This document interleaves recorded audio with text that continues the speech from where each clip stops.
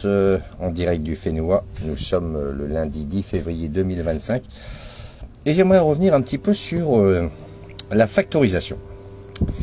Donc évidemment, on voit ça à partir quasiment de la 5e, disons 4e, et puis ensuite, 3e, seconde, première, terminale. En fait, vous voyez que on a ça tout le long de sa scolarité. Et puis, pendant la semaine, face à un élève en direct, donc c'est intéressant de voir un peu comment appréhendent les élèves, comment appréhendent les choses, comment en fait, disons dans la spontanéité, qu'est-ce qui en est retenu de leur scolarité. Donc on avait une petite expression, grand A est égal à 3 fois H moins H, et il s'agissait de factoriser. Et là apparemment l'élève, grande difficulté, il n'y a rien, il n'y a pas de... il ne sait pas trop, disons, la structure, il ne sait pas trop comment y faire, ça l'étonne parce que, effectivement, c'est sous-entendu, il faut voir que c'est H fois 1 ici. Donc 3H moins H, 3 bananes moins une banane, on sait bien que ça fait 2 bananes. Là, il s'agit de factoriser. Alors, revenons un petit peu sur d'où vient la factorisation, la structure de la factorisation. Eh bien, on peut dire que ça vient de la géométrie. Tout le monde sait que l'aire d'un rectangle, c'est longueur fois largeur.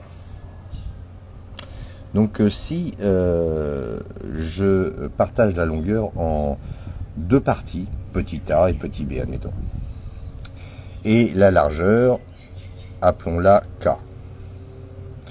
Donc l'aire du rectangle, c'est longueur fois largeur. Et là, en dissociant les deux rectangles ici, eh bien, on a longueur fois largeur, c'est-à-dire k fois a, ou k ou a fois k.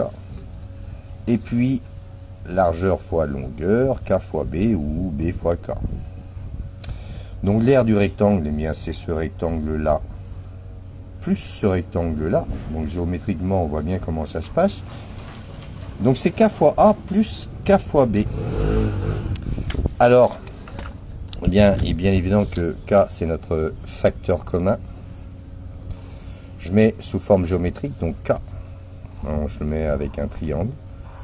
Donc k, facteur de qu'est-ce qu'il y a à côté? Il y a a.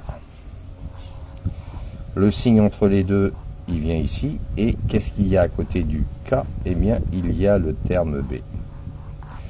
Donc voilà. L'aire du rectangle, c'est largeur fois la longueur, puisque la longueur, eh bien, c'est a plus b. Donc voilà, en fait, d'où vient, disons, la factorisation, ou comment on peut être illustré. Donc au niveau de l'enseignement, moi je jette la pierre sur personne, les profs, etc. Mais ce qu'il y a, c'est pas encore fixé dans la tête des élèves. C'est pas automatique, disons, ils savent pas où mettre les plus, les moins. Donc la structure de la factorisation, elle est comme celle-ci. Donc, si on parle plus mathématique, on va dire qu'une factorisation, c'est transformer la somme d'un produit en un produit d'une somme. Mais si je parle comme ça, mais effectivement, les élèves ne comprennent pas forcément. Moi, je préfère l'illustrer, en fait, géométriquement, de cette manière-là. Alors, revenons à nos moutons. On avait a est égal à 3 fois h moins h, et il s'agissait de factoriser. Bah oui, effectivement, il y a un terme qui est caché. Donc c'est sous-entendu, c'est pas h tout seul, c'est 3h moins 1 fois h. Donc on reconnaît notre terme commun, notre facteur commun, c'est h. Donc là je le mets sous forme de triangle. H facteur de, qu'est-ce qu'il y a à côté? Le rond, moins c'est le signe entre les deux, et 1 qui vient ici. Donc notre factorisation, c'est h facteur de 3 moins 1. 3 moins 1 faisant 2, on retrouve 2 fois h ou 2h. Donc c'est effectivement 3h moins h, c'est bien 2h. Donc on retombe sur nos pattes. Voilà, tout simplement. Et le 1, eh bien, on peut dire que c'est un terme caché. Enfin, il n'apparaît pas, mais lorsqu'on voit une expression comme ça, eh bien, il faut imaginer que c'est moins 1 fois h. Alors, tout ça pour vous dire quoi? Ça veut dire que j'essaye en tant que professeur de me mettre dans la place de l'élève et puis voir comment ça se fait que c'est difficile pour lui, disons, de factoriser ceci. Eh bien parce que ça n'a pas été fixé dans les esprits de manière logique. en faisant appel à la géométrie. Alors je ne veux pas savoir d'où ça vient, je constate. Et je constate cela lorsqu'on arrive en première et on a la somme d'une suite géométrique, Sn moins Snk, il s'agit de factoriser. Ben là c'est pareil, hein. Sous-entendu c'est Sn, facteur de 1 moins K, 1 moins Q.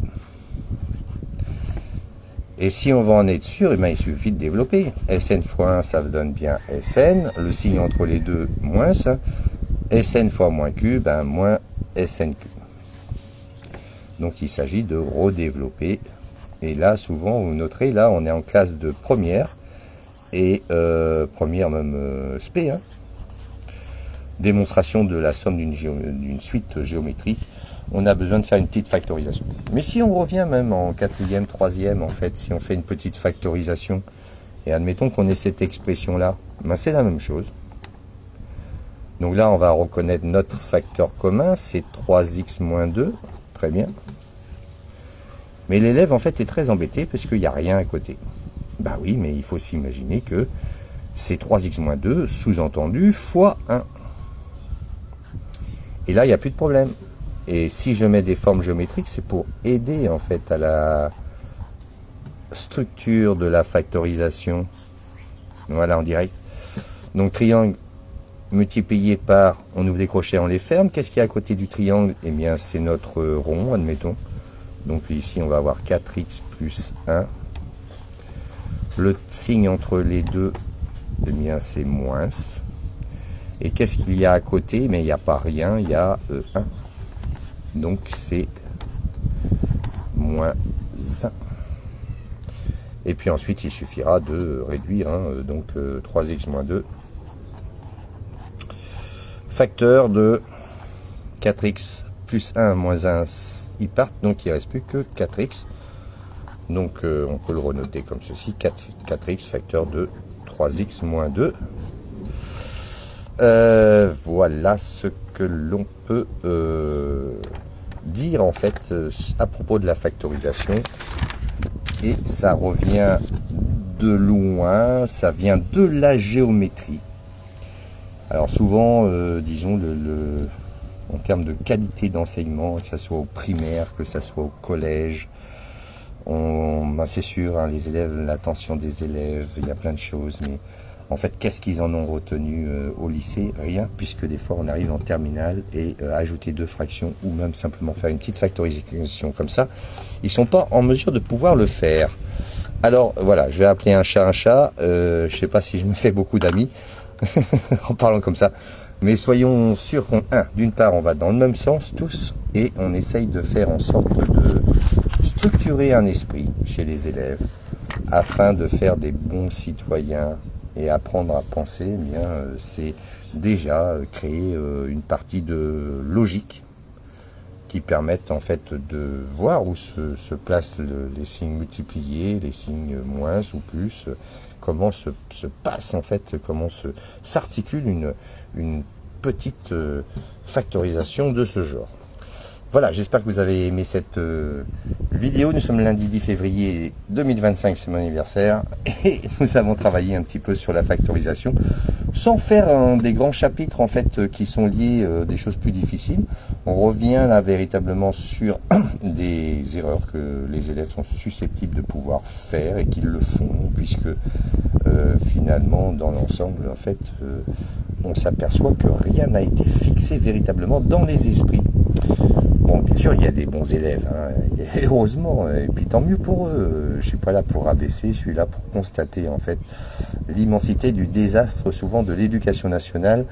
Là, en l'occurrence, l'élève qui avait, il avait combien, lycée Gauguin, il avait 14 sur 23.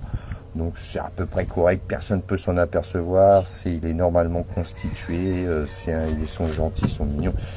Mais de là, en fait, à remettre en cause les choses qui sont statuées en fait sur l'histoire de toute l'humanité en fait, hein, c'est remettre en cause cela. Et puis il me dit en plus, mais pourquoi tu vas mettre des triangles, machin, si je mets ça, mon prof il va hurler, etc. Oui, mais attends, c'est une aide à la compréhension. Après tu mets sous la forme que ton prof veut bien que ça soit, mais Disons, ça n'a absolument rien à voir. Donc voilà, créons des bons esprits et les maths servent à ça. À bon entendeur, salut Nana, si vous avez aimé, likez et n'oubliez pas de partager au plus grand nombre.